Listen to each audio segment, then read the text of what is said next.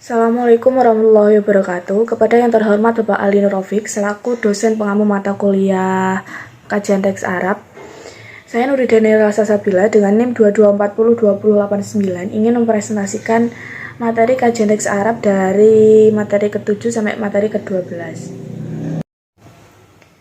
Langsung saja ke materi yang ke-7. Ini ada perkara yang membatalkan sholat. Jadi ada perkara-perkara yang bisa membatalkan sholat. Yang pertama itu ada berbicara dengan sengaja. Kemudian yang kedua ini banyak melakukan gerakan yang berkesinambungan. Kemudian yang ketiga ini terkena hadas. Hadas yang dimaksud di sini adalah hadas kecil maupun hadas besar. Kemudian yang keempat sengaja membuka aurat, dan yang kelima terjadinya perubahan niat. Kemudian materi yang selanjutnya ini ada perkara yang tidak membatalkan sholat. Itu yang pertama, mencegah orang lewat. Kemudian yang kedua, membunuh hewan. Yang ketiga, al-fat. Yang keempat, menjawab salam dengan isyarat. Dan yang kelima ini ada membersihkan tempat sujud. Kemudian ada perkara yang dimakruhkan dalam sholat. Itu yang pertama, mencelikkan jari dan mengepalkan kepala. Kemudian yang kedua, tolak pinggang dan banyak melirik. Yang ketiga, duduk bertinggung. Kemudian yang keempat, rambut di belakang kepala. Yang kelima, mengangkat bagian bawah baju. Yang keenam, menyelesaikan pembacaan ayat-ayat Al-Quran. Dan yang terakhir ini ada melakukan sholat di belakang saf yang tidak terisi. Kemudian selanjutnya ada tuntunan sholat apabila ada tertinggal atau terlupa. Jadi yang tertinggal atau terlupa itu biasanya rukun sholatnya.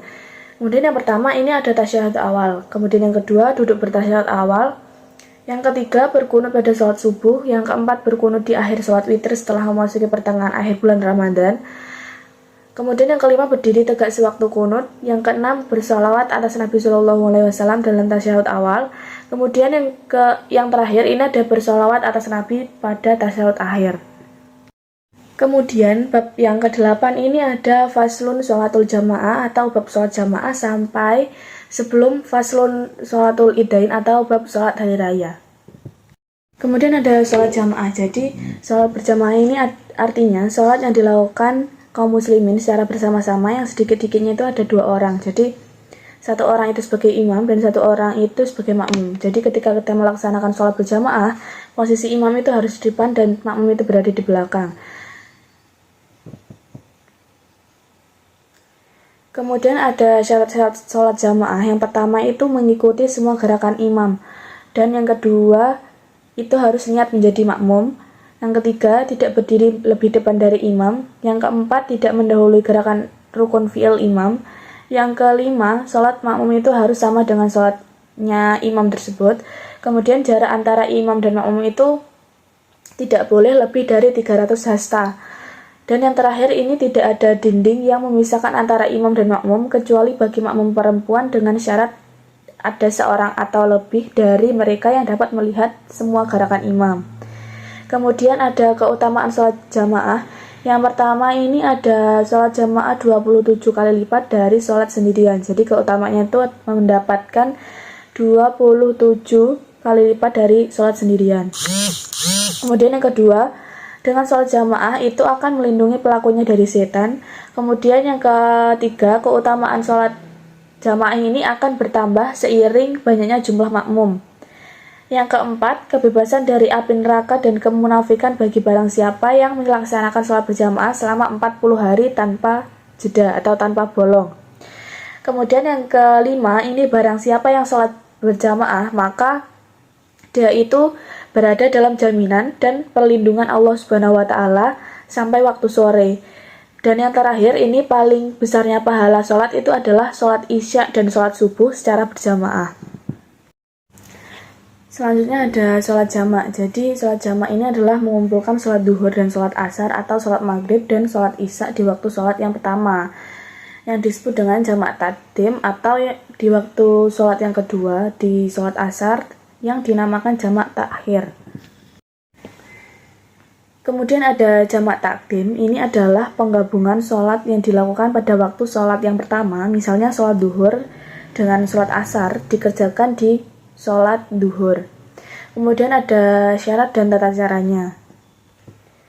Nah, syarat melaksanakan sholat jamak takdim ini ada 4. Yang pertama itu tertib. Jadi tertib di sini adalah mendahulukan sholat pertama daripada yang sholat yang kedua. Kemudian niat sholat jamak takdim sholat duhur dan asar itu Bismillahirrahmanirrahim. Usolli fardhu dhuhri arba'a raka'atin majmu'an bilasi jamaah takdimi lillahi ta'ala. Saya niat sholat fardhu duhur 4 rakaat dijamak bersama asyar dengan jamak takdim karena Allah Ta'ala. Kemudian syarat yang ketiga ini adalah muwalat atau berurutan. Jadi tidak ada jeda antara sholat pertama dengan sholat kedua. Jadi setelah selesai sholat yang pertama, segera mendirikan sholat yang kedua. Kemudian yang keempat masih dalam perjalanan. Jadi ketika mengerjakan sholat yang kedua itu masih tetap dalam perjalanan, meskipun perjalanan itu tidak harus mencapai masafatul qashar. Kemudian ada jamak takhir. Jadi sholat jamak yang dilaksanakan pada waktu sholat yang terakhir itu dinamakan jamak takhir. Misalnya kita sholat duhur dengan asar. Di waktu asar itu disebut jamak takhir. Kemudian ada syarat dan tata caranya. Syaratnya sama seperti sholat jamak takdim, bedanya ini pelafalan niatnya usolli fardhu dhuhri arba'a raka'atin majmu'ah bil asri jamaah takhiri lillahi ta'ala.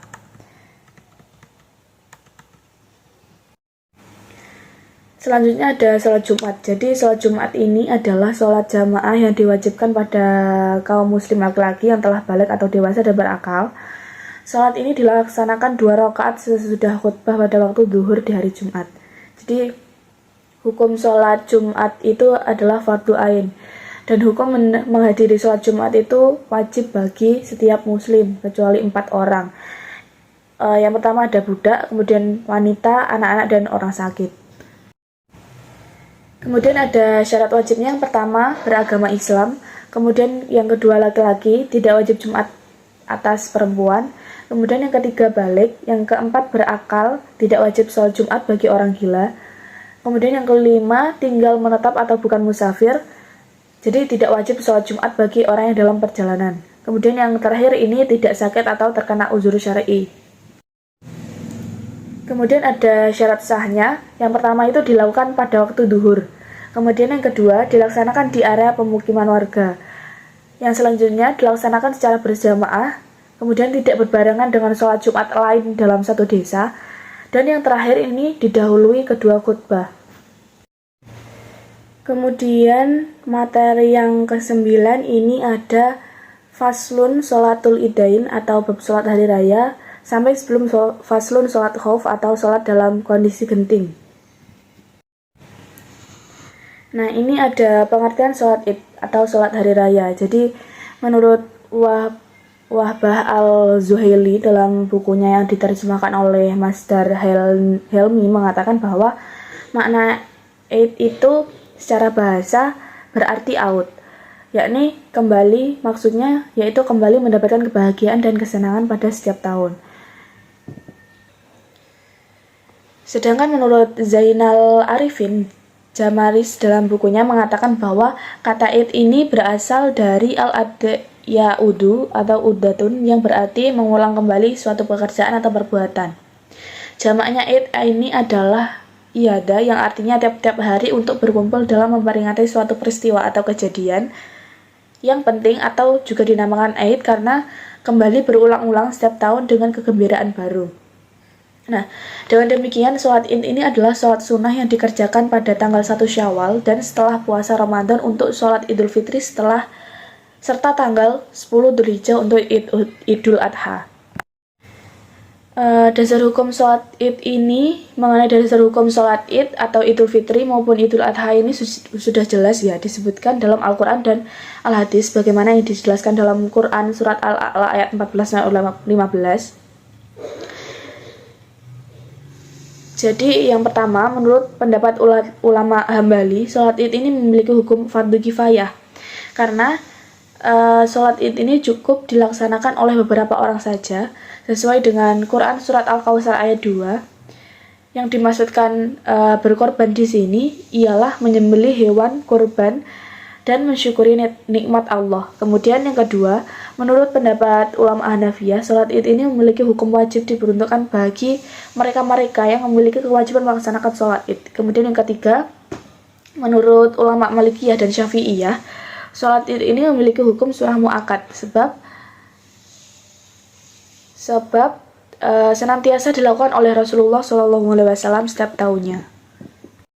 Kemudian waktu pelaksanaan sholat Idul Fitri ini berawal sejak matahari mulai meninggi sampai tergelincir secara sempurna. Jadi, adapun bagi sholat Idul Adha itu lebih diutamakan untuk dikerjakan pada awal waktu sehingga memungkinkan bagi para jamaah untuk menyembelih hewan kurbannya setelah mengerjakan. Hal ini didasarkan pada hadis dari Al-Bara di mana ia menceritakan bahwa pernah mendengar Rasulullah SAW berkhutbah seraya bersabda, "Sesungguhnya sesuatu yang kami awali pada hari ini adalah mengerjakan sholat, kemudian kembali pulang dan menyembelih kurban. Barang siapa mengerjakan hal itu, maka ia telah menjalankan sunnah kami," atau hadis riwayat Bukhari. Sedangkan untuk sholat Idul Fitri ini diutamakan untuk mengakhirkan waktu pelaksanaan sholat, sehingga para kaum muslimin ini dapat mengeluarkan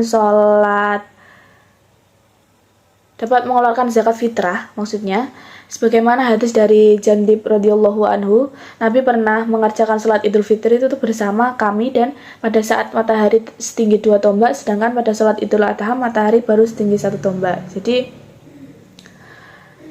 Syekh Abu Bakar Al-Jazairi ini juga menjelaskan bahwa sholat id itu dimulai dari terbit matahari sepenggal galah hingga tergelincir. Dianjurkan melaksanakan sholat Idul Adha di awal waktu agar orang itu bisa menyembelih hewan kurban. Kemudian syarat sholat id ini di dalam menjalankan ibadah sholat id ada beberapa syarat yang harus dipenuhi sebagaimana dijalankan ibadah sholat lainnya. Yang pertama, syarat wajib dan bolehnya Jumat itu hadirnya imam. Kemudian yang kedua, dilakukan di tanah lapang, dilakukan dengan berjamaah, kemudian balik, berakal, merdeka, sehat badan, dan diakhiri dengan khutbah mukim. Kemudian rukun sholat id.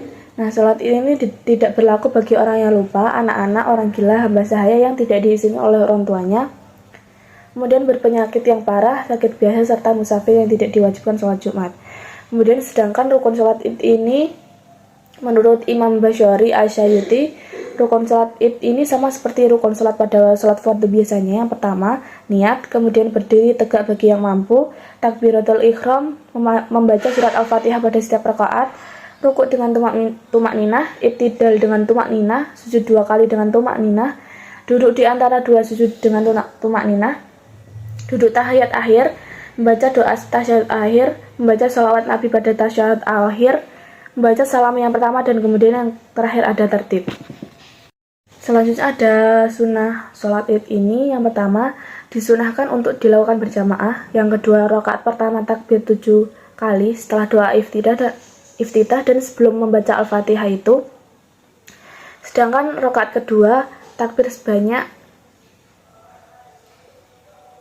5 kali sebelum membaca Al-Fatihah.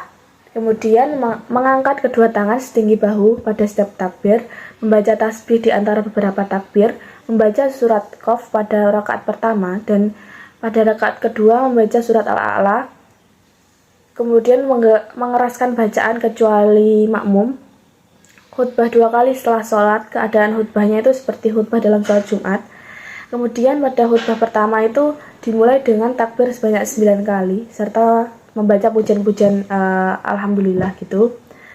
Kemudian hendaklah di dalam khutbah hari raya Idul Fitri itu diterangkan tentang zakat fitrah, dan pada hari raya Idul Fitri itu Idul Adha itu diterangkan tentang hukum-hukum berkorban. Kemudian ada tata cara melaksanakan sholat id atau hari raya. Yang pertama ini ada niat. Kemudian yang kedua, pada rakaat pertama setelah membaca iftitah disunahkan untuk membaca takbir sebanyak 7 kali selama takbiratul ihram. Kemudian yang ke rakaat kedua itu membaca Al-Fatihah, kemudian takbir sebanyak 5 kali. Kemudian yang selanjutnya itu ada mengangkat kedua tangan lurus dengan bahu pada tiap-tiap takbir. Selanjutnya bagi imam dan makmum itu disunahkan mengeraskan bacaan takbir. Setelah membaca Al-Fatihah, membaca Al-A'la pada rakaat pertama, dan yang kedua itu membaca Al-Wasiyah pada rakaat kedua. Bagi imam disunahkan mengeraskan bacaan, dan yang terakhir setelah sholat disunahkan untuk khutbah 2 kali sebagaimana khutbah Jumat, baik rukun maupun sunahnya. Kemudian ada khutbah Id. Jadi menurut jumhur ulama Malikiyah, khutbah Id ini disampaikan sebanyak 2 kali, sebagaimana 2 kali khutbah Jumat ini dalam masalah rukun, syarat, sunnah, dan makruhnya. Setelah melaksanakan sholat Id itu sendiri, dalam sholat Idul Fitri, khutbah sebaiknya berisi tentang materi yang berhubungan dengan zakat fitrah. Sedangkan dalam sholat Idul Adha ini sebaiknya berhubungan dengan materi berkurban maupun berhubungan dengan wukuf Arafah maupun tentang haji yang lainnya. Nah, sholat Id ini tetap boleh dilaksanakan sekalipun khutbahnya itu tidak dilaksanakan, karena khutbah dalam sholat Id ini merupakan sunnah. Dan alasan disunahkannya itu demi menghormati Nabi Shallallahu Alaihi Wasallam dan para khalifahnya. Dan dalam sholat Id ini, khatib memulai dengan takbir sebanyak 9 kali dalam khutbah dan khutbah pertama, dan 7 kali pada khutbah kedua. Kemudian materi yang ke-10 ini ada faslun sholat khauf atau sholat dalam kondisi genting. Nah, pengertian sholat khauf. Pengertian kata khauf itu berasal dari bahasa Arab yang terdiri dari 3 huruf, yaitu kha, waw, dan fa, yang berarti menunjukkan gentar atau terkejut. Jadi khauf itu secara bahasa adalah rasa khawatir atau takut terhadap sesuatu di masa depan. Sholat khauf ini adalah sholat yang dilakukan dalam keadaan terancam atau dalam situasi perang atau keadaan yang mengancam keamanan lainnya. Nah, aturan sholat khauf itu yang pertama, jumlah rakaat sholat khauf itu lebih sedikit daripada sholat biasa. Jadi sholat khauf ini hanya terdiri dari 2 rakaat, sedangkan sholat biasa kan terdiri dari 4 rakaat atau lebih gitu ya. Kemudian yang selanjutnya ada sholat khauf dapat dilakukan dalam keadaan berdiri atau dalam keadaan duduk. Bahkan dalam sholat khauf pun diperbolehkan sholat dalam keadaan bergerak, baik berjalan atau berlari dalam situasi peperangan. Kemudian yang terakhir ada sholat khauf itu dapat dilakukan dengan cepat atau lambat, tergantung pada situasi yang dihadapi. Jika umat muslim itu merasa terancam, maka ia itu dapat melakukan sholat khauf ini secara cepat. Namun, jika situasinya memungkinkan, maka ia dapat melakukan sholat khauf itu dengan lambat. Selanjutnya ada penyebab diperbolehkannya sholat khauf. Jadi, penyebab diperbolehkannya sholat khauf dalam agama Islam ini terkait dengan keadaan darurat atau kondisi yang mengancam keselamatan. Ada beberapa penyebab yang diperbolehkannya sholat khauf. Yang pertama itu situasi perang atau konflik, kemudian ancaman keamanan seperti terorisme atau kejahatan lainnya. Nah, Allah Subhanahu wa Ta'ala ini melalui malaikat Jibril mengajarkan bahwa sholat dalam kondisi berperang tanpa menghilangkan nilai jamaah itu mereka cintai melebihi anak-anak dan nyawa mereka sendiri.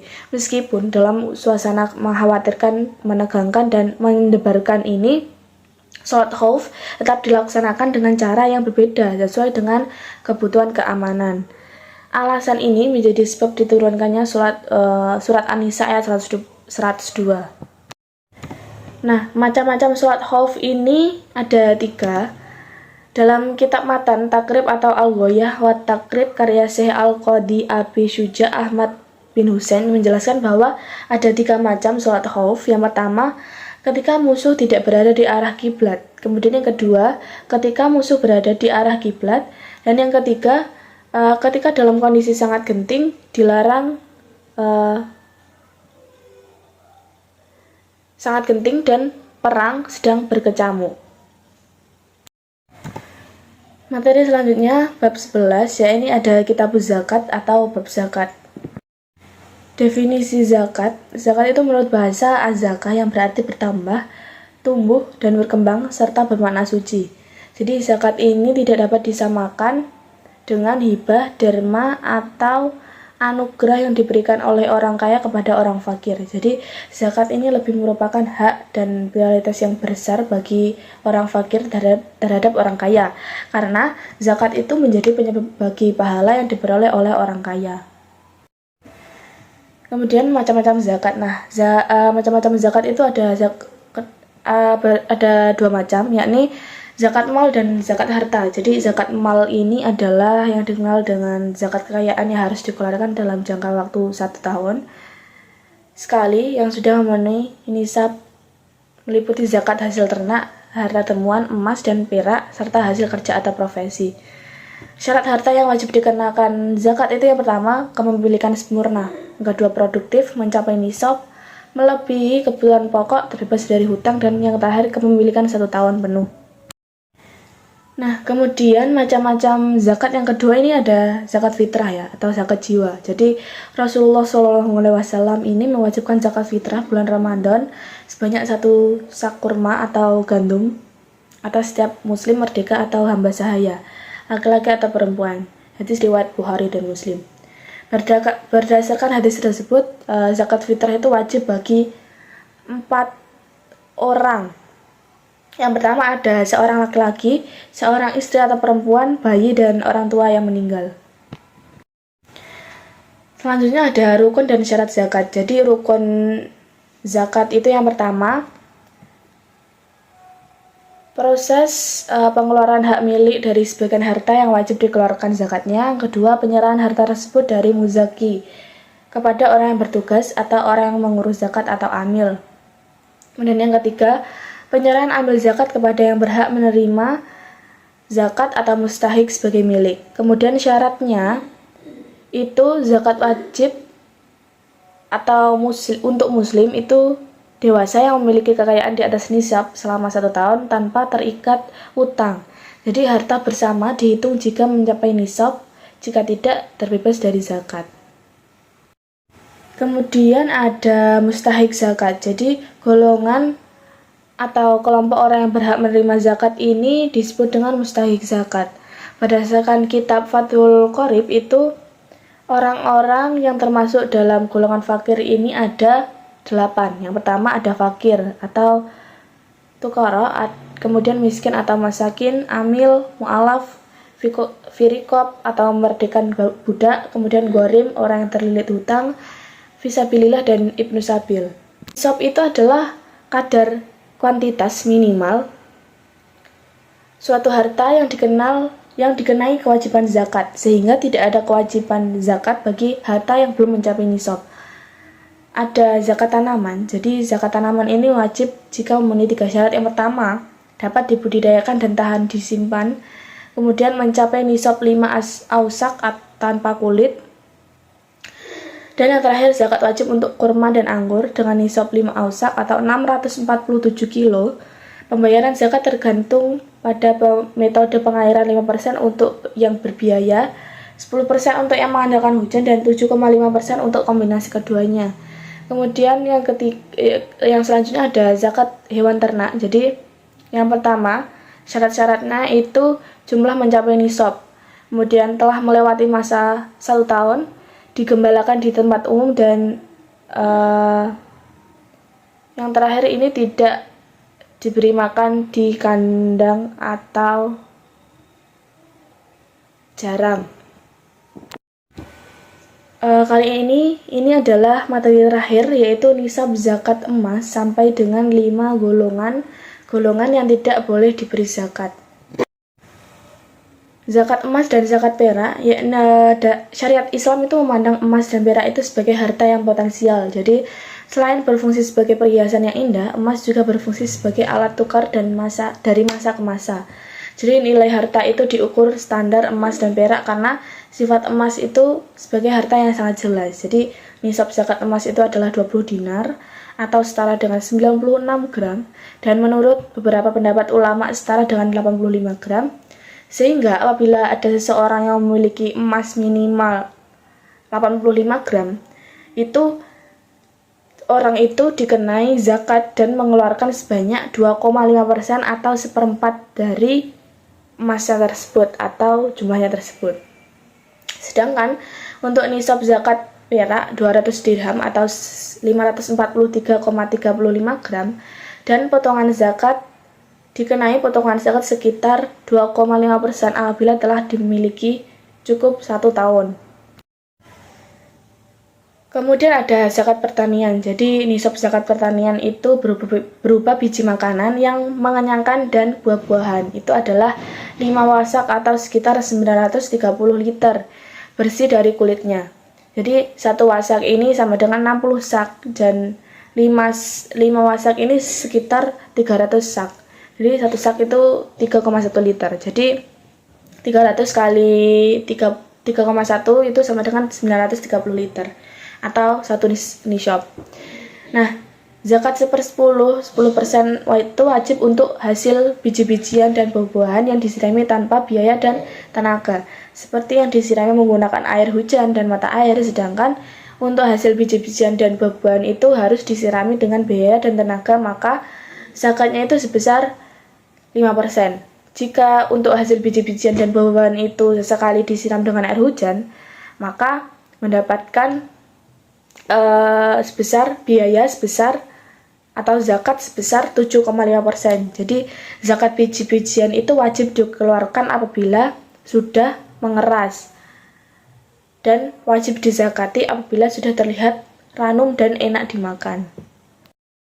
Kemudian ada zakat perdagangan. Jadi setiap pedagang itu mempunyai catatan perhitungan harta benda dagangannya yang dapat dilihat di neraca atau posisi keuangannya. Zakat perniagaan itu adalah zakat yang dikeluarkan dari harta niaga. Jadi harta niaga itu adalah harta atau aset yang diperjualbelikan dengan maksud untuk mendapatkan keuntungan. Jadi perhitungan zakat perniagaan itu dihitung dari tahun dimulai berniaga. Jadi untuk harga perniagaan itu dihitung dari tahun dimulai berniaga. Untuk harga perniagaan itu dihitung bukan hanya laba dari perolehannya saja, akan tetapi juga seluruh barang yang diperdagangkan. Apabila sudah mencapai nisab, maka wajib dikeluarkan zakat sebesar 2,5%. Kemudian harta dari hasil perdagangan itu juga wajib dizakati dengan ketentuan sebagai berikut. Yang pertama, barang dagangan itu tidak termasuk barang yang asalnya memang wajib dizakati, seperti emas, perak, binatang ternak, dan sebagainya. Kemudian yang kedua, jumlah atau nilai harta yang diperdagangkan mencapai nisab uang atau setara dengan harga nisab emas sebanyak 85 gram yang berlaku pada saat itu. Yang ketiga, barang yang diperdagangkan sudah berjalan selama 1 tahun. Yang keempat, nisab harta perdagangan dihitung di akhir tahun, ada juga yang mengatakan di awal tahun. Kemudian jika perdagangan dilakukan secara bersama-sama atau usaha bersama dan semua anggotanya itu beragama Islam, jadi zakat yang harus dikeluarkan itu terlebih dahulu sebelum akhirnya bagi hasil. Yang terakhir, jika dalam perserikatan itu terdapat non-muslim, maka hasil usaha antara sesama muslim itu dihitung. Bila sudah mencapai nisab, maka zakatnya itu dikeluarkan dan baru kemudian dibagi hasilnya. Kemudian ada zakat barang tambang. Jadi menurut istilah bahasa Arab, hasil tambang itu adalah ma'din atau ma'adin yang berarti sesuatu atau barang berharga yang diambil dari perut bumi.